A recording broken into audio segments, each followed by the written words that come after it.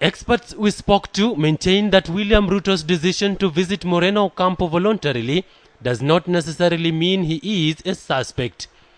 One of them, however, notes that it is a powerful signal that Ruto is keen to deal with the suspicions that have dogged him ever since the Kenya National Commission on Human Rights released its report on the violence. It's important politically, public perception as well.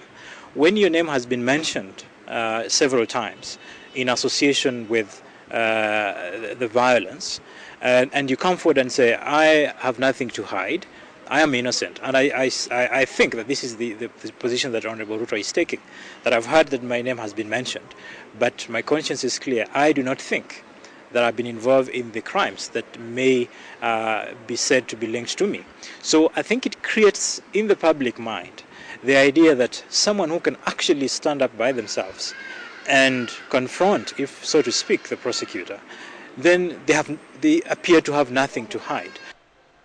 In terms of ICC procedures, the expert says Ruto's decision may also have been informed by the desire to indicate to Moreno Ocampo that he is more than willing to present himself to the court if he is asked to do so as a suspect.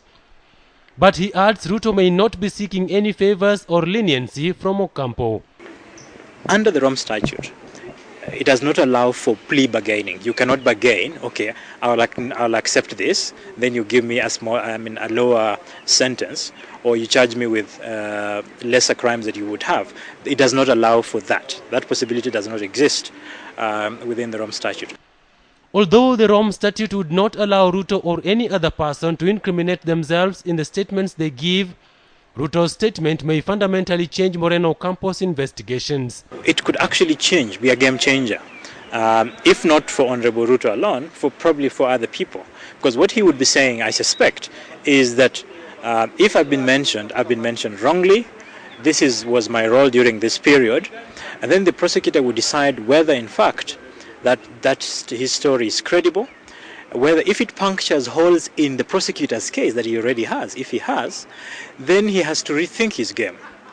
Meanwhile, the 3 ICC pre-trial judges on the Kenyan situation have released tough new rules for victims who may want to participate in the post-election violence cases at The Hague.